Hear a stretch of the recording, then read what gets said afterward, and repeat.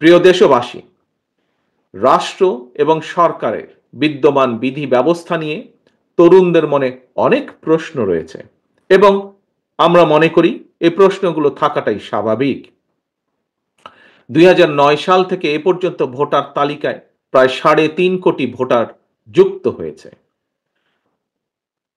তারা ভোটার হলেও আজ পর্যন্ত তারা একটি জাতীয় নির্বাচন কিংবা স্থানীয় নির্বাচনে ভোট দিতে পারেনি। তারা পারেনি নিজেদের পছন্দের প্রার্থীকে ভোট দিয়ে জনপ্রতিনিধি নির্বাচিত করতে, অথবা ইচ্ছা থাকলেও তারা কেউ নিজেরাও জনপ্রতিনিধি নির্বাচিত হবার সুযোগ পায়নি। সুতরাং রাষ্ট্র ও রাজনীতি, সরকার প্রচলিত বিধি ব্যবস্থার সংস্কার করে আরো উন্নত এবং টেকসই বিধি ব্যবস্থার পক্ষে ছাত্র ও তরুণরা অবস্থান নেবে সমাজ পরিবর্তনের লক্ষ্যে। দেশের তরুণ জনগোষ্ঠী ভূমিকা রাখবে, এটিই স্বাভাবিক, এটিই তারুণ্যের ধর্ম।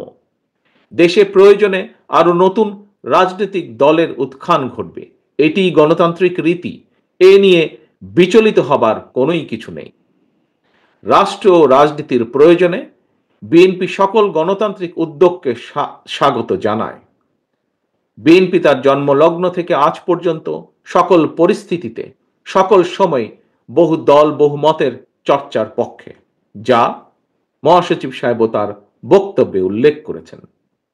এক্ষেত্রে বিএনপির দৃষ্টিভঙ্গি অত্যন্ত স্বচ্ছ। জনগণ কোনো রাজনৈতিক দলকে গ্রহণ করবে কিংবা বর্জন করবে, নির্বাচনের মাধ্যমে সেই রায় দেবে জনগণের আদালত।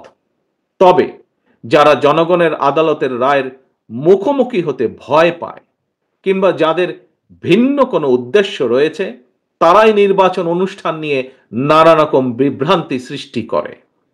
গণতান্ত্রিক আমি জনগণের প্রতি আহ্বান, আপনারা ধৈর্য হারাবেন না। নির্বাচনের জন্য মানসিক প্রস্তুতি নিতে থাকুন। নির্বাচন কমিশন তাদের উপর অর্পিত দায়িত্ব যথারীতি পালন করবে, এ বিশ্বাস রাখুন।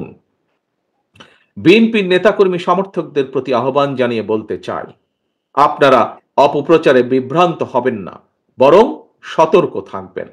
নিজেরা এমন কোনো কাজে সম্পৃক্ত হবেন না যাতে কেউ অপপ্রচারের সুযোগ পায়। নিজেদেরকে জনগণের আস্থায় রাখুন, জনগণের আস্থায় রাখার জন্য সর্বোচ্চ চেষ্টা করুন।